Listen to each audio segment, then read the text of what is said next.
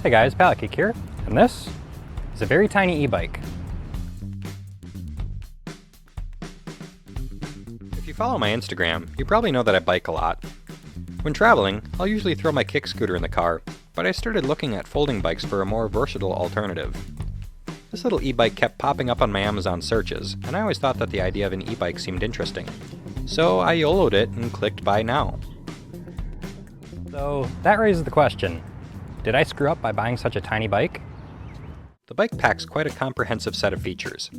On the right side we have the keyed ignition, throttle, and speedometer. The left handlebar packs controls for a very nice bright set of LED headlights, and a button for an absolutely ridiculous sounding horn. The running lights at the rear flash when braking and help to alert drivers to your presence when on the road. Working our way down the frame, we find a shock absorber module, which can easily be adjusted to suit the rider weight and makes for a much more comfortable ride. The same unfortunately can't be said about the included seat, which I personally found to be a bit uncomfortable. I was happy to see the name brand Kenda tires, along with a nice set of disc brakes on both wheels. The rear wheel is where the magic happens, as this houses the 350 watt hub motor inside. While the frame itself does not fold, the entire e-bike is very small and not terribly heavy. The handlebars easily fold down, and the pedals fold in to make it a bit easier to lay on its side.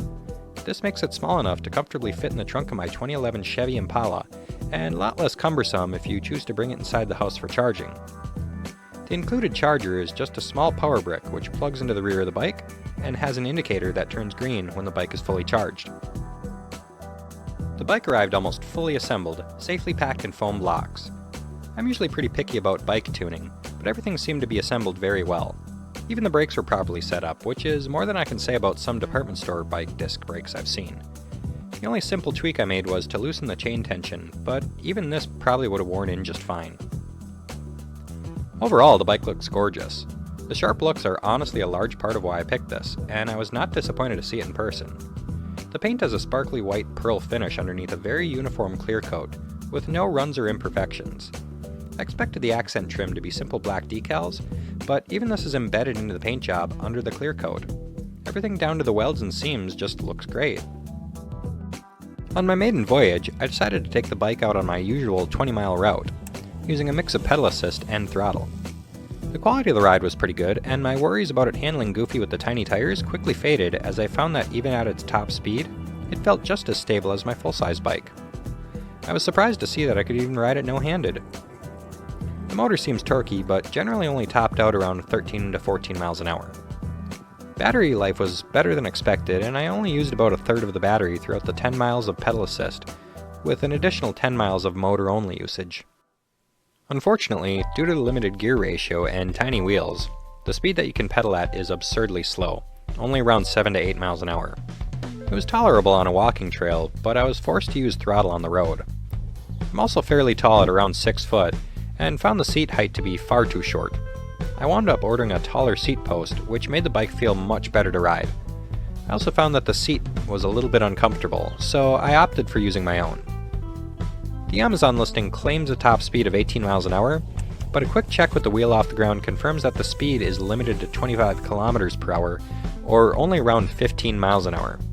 I think that this was a misprint, as the listing corrects elsewhere that the speed is limited to 25 kilometers an hour, but this was quite misleading. The bike also claims to have 3 distinct modes, but I'll be darned if I could tell any difference between them.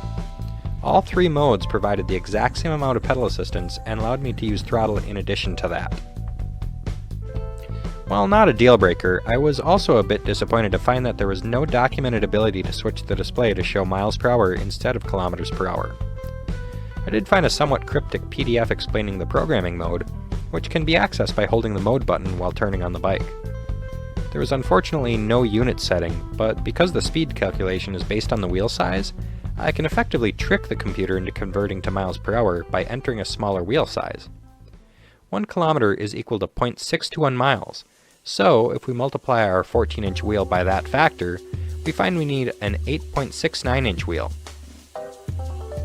I set parameter 2, the wheel size, to 8 inches, and I set parameter 3, the wheel multiplier, to 1.08. This was a success, and despite the label showing kilometers per hour, it does indeed calculate the speed in miles per hour now. At this point, the only real problem that remained was the horrid pedal gearing.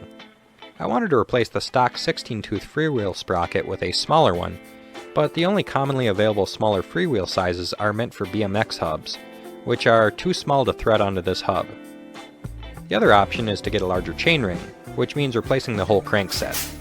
Though it's an expensive option, I was able to greatly increase the gear ratio, going from a 44-tooth sprocket all the way up to a 56-tooth sprocket.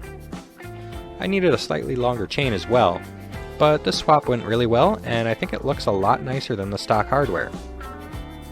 While I had the bike in the shop, I also checked out the ESC and wiring.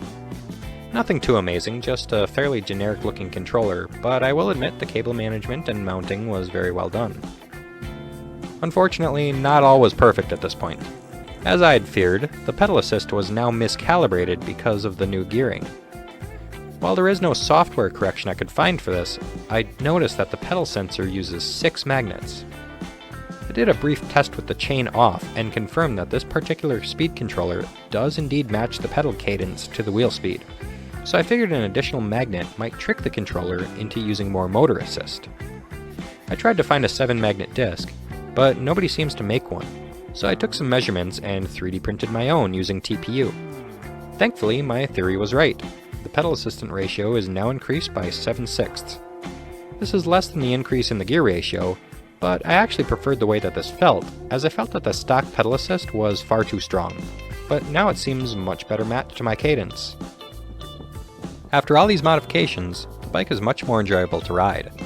My wife tested this on a very windy day on a 30+ mile trip, and we still had a third of the battery left after using quite a bit of help from the motor, with the last 5 to 6 miles being throttle only.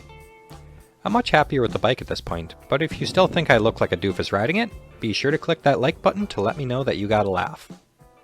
Well, so as of editing this video, I've currently got 425 miles on this, and it's been honestly a pretty good little commuter. I use it just about every week just to kind of hop down to the farmer's market and just go on little errand runs. But to make it a better little commuter, I decided to add some of these little bags on the front and the back. The front bag is actually designed for like an electric scooter, but they both work very well. If you like those, I've got the links in the description, along with everything else that I've used on this bike. I really appreciate the clicks on those because it really does help out the channel. So after all this, how do I really feel about the bike? Well, I've got a theory that this was never really meant to be an e-bike at all, but an electric scooter. I think with how popular electric bikes are getting, it was really easy to just slap a set of pedals on a simple electric scooter frame and call it an e-bike. I think the pedals were meant to help get it started, and then be used as foot pegs the rest of the ride. The inclusion of functional pedals means